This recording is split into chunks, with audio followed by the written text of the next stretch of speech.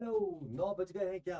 जी हाँ, 9 बज गए हैं और आपके सामने आ चुके हैं आपके आशु भैया लेकर आपके लिए एक नया सेशन ऑन वोकैबुलरी, जहां पर हम करने वाले हैं आपके लिए 10 on 10। यस जी हाँ, रैपिड फायर विद योर आशु भैया, जहां पर हम आपको सिखाते हैं वो 10 शब्द जो शायद आपके एग्जाम में सिर्फ क्लैट के लिए नहीं, लेकिन ए लिट के लिए, CUET UG, CUET PG, SSC, banking, कोई भी आपको एग्जाम देना हो, भैया इंग्लिश तो आएगी उसमें। और इंग्लिश अगर आएगी तो ज़रूरत पड़ेगी आपको वोकैबुलरी की, और अगर आपको ज़रूरत पड़ेगी वोकैबुलरी की तो आपके लिए ये सेशन होगा बहुत यूज़फुल। तो इसीलिए जुड़े रहें मेरे साथ इस सेशन पे रोज़ रात को 9 बजे, जहां मैं आपके लिए लेके आता हूं रैपिड फायर विद आशु भैया 10 on 10। तो 10 वर्ड्स हम करते हैं, लेकिन उससे पहले क्लैट 2024 के लिए ये हसल बैच है आपके लिए, जो आप जाके ले सकते हैं। इस हसल बैच में हम आपको कराते हैं भरपूर तैयारी आपके क्लैट के एग्जाम के लिए। तो जाइए फटाफट से लीजिए, कोड लगाइए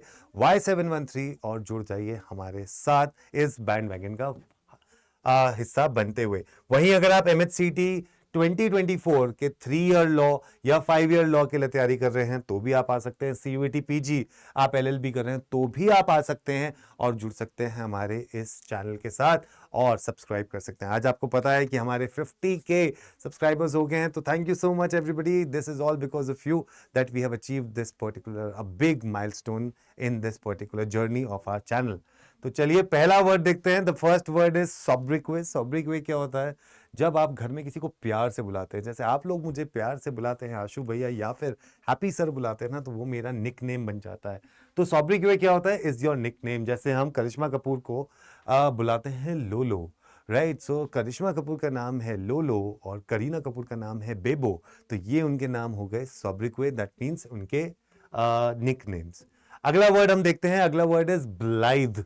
What do you mean by blithe? Blithe का मतलब होता है when you are very casual, when you are very careless. Like nobody should have a blithe disregard for the lockdown. कभी भी जो लॉकडाउन लगा है उसको डिसरिगार्ड कर रहे थे ना कुछ लोग, तो इनके लिए था। ब्लाइथ का मतलब होता है when you are very carelessly, when you very casually do something.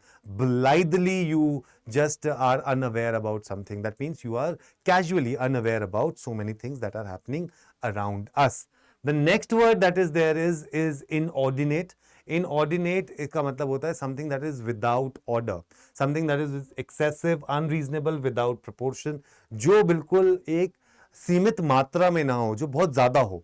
ठीक है, तो जो किसी चीज की मात्रा बहुत ज्यादा हो तो उसको हम क्या बोलते हैं? उसको हम बोलते हैं inordinate, right? So the case took an inordinate amount of time, मतलब उसके अंदर एक्सेसिव टाइम लग गया, मतलब खत्म होते होते होते सब लोग बुढ़े हो गए, तो तभी बोलते हैं justice delayed is justice denied. तो यही है, मतलब इतना टाइम हो गया, इतनी देर लग गई इतने छोटे से केस के लिए कि भैया जिसने अपील करी थी ना वो ही नहीं रहे अब इस दुनिया में। अगला word is semantic. Semantic is related to language. अगर आपने कम्युनिकेशन पढ़ा हो तो उसमें कम्युनिकेशन के कुछ बैरियर्स होते हैं, उस बैरियर्स में आता है एक semantic barriers, that is related to language, की जिस तरीके से आपने बात करी है वो सामने वाले को कुछ समझ भी आए या नहीं आए, उसको हम बोलते हैं semantic barriers. So he didn't want to enter a semantic debate, मतलब वो एक ऐसी बेतुकी की जहां पे कुछ समझ ना आए उसकी डिबेट में वो नहीं पढ़ना चाहता था। Next one is contrite. Contrite is जब कोई काम आपसे बिल्कुल सही ढंग से ना हो, कांट डू इट राइट, ठीक है, that is called contrite. So contrite is can't do it right. तो जब आपसे काम सही से नहीं होता ना, तो आपको कहीं ना कहीं अंदर एक दुख होता है, रिग्रेटफुल होता है, कहते हैं ना यार मैं आपकी उम्मीदों पे खरा नहीं उतर पाया, राइट? सो इसमें क्या हो गया, आपको दुख हो रहा है, you are feeling regretful, rueful, remorseful, repentant. तो आप बोलते हैं यार मुझसे ये क्यों नहीं हो पा रहा है, मैंने इतनी मेहनत लगाई थी, क्यों नहीं हो पा रहा है, and you are feeling sad about it. So when you feel sad about it, उसको हम बोलते हैं contrite. Contrite is when you can't do it right, you feel sad. Next one, next one is treacherous. Treacherous is like a traitor, right? Unfaithful, disloyal. So घर का भेदी Lanka ढाए। So Vibhishan को आप treacherous बोल सकते हैं from the point of view of Ravan. Alright, so treacherous is जो आपका कभी कोई दिल तोड़ दे, जो आपसे डिसलॉयल हो या फिर आपके अनफेथफुल हो या आपके साथ ना हो, उसको हम बोलते हैं treacherous। अगला वर्ड देखते हैं ट्रांसिजेंट। इंट्रांसिजेंट का मतलब क्या होता है? somebody who is stingy, somebody who was adamant, uncompromising हो, inexorable हो, implacable हो, जिसको शांत ना करवा जा सके, somebody that cannot be soothed, उसको हम बोलते हैं intransigent। So uncompromising, implacable and inexorable, उसको बोलते हैं हम intransigent. Next word is ebullient. ebullient is just like a bull, ठीक है ना, just like a bull. And bull क्या होता है? Bull is very energetic. So somebody who's active, energetic, spry, cheerful, exhilarated, उसको हम बोलते हैं ebullient. Ebullient is just like a bull and a bull is always active. उसको हम बोलते हैं ebullient. Next is indigence. Indigence is like when somebody who's very poor, somebody who's very like in extreme poverty. ठीक है, कई बार होता है ना कि इंडियन जेंट्स जो होते हैं वो दिखा नहीं पाते इमोशंस, कि उनको पता है कि आज जेब में यार पैसा नहीं है, एंड दे ट्राई टू से नहीं नहीं बेटा अगली दुकान से लेंगे, अगली दुकान से लेंगे.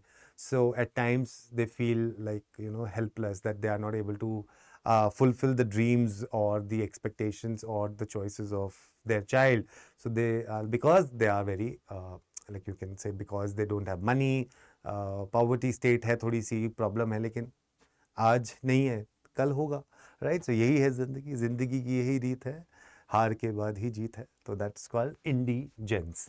Next one is invective. Invective is when you are infected. That means you're using bad language, foul language, vituperation, abusive language, insulting. किसी को नीचा दिखाना, belittle करना, revenge लेना किसी से, उसके लिए word use करते हैं हम invective. क्या use कर सकते हैं? Invective.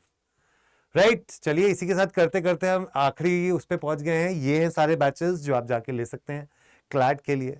50 के हो गए हैं, अब 100 के तक पहुंचना है. आप लोगों का साथ ऐसे ही चाहिए मुझे. आप आते रहिए, हमारी टीम को ऐसे ही हौसला अफजाई करते रहिए, हंसते रहिए, मुस्कुराते रहिए, कोड लगाते रहिए Y713, क्योंकि यही है वो कोड जिससे आपको मिलेगा मैक्सिमम डिस्काउंट. और मिलूंगा मैं कोड के साथ, बिल्कुल आपका साथ, आपका दोस्त, आपका आशु भैया, जो आपके सफ़र में आपके साथ रहेगा और आपके लिए हमेशा साथ में तत्पर रहेगा. ठीक है, तो दीजिए मुझे इजाज़त. गुड नाइट, शब्बा खैर, शुभ रात्रि. फिर मिलेंगे आपसे बहुत जल्द. नमस्कार.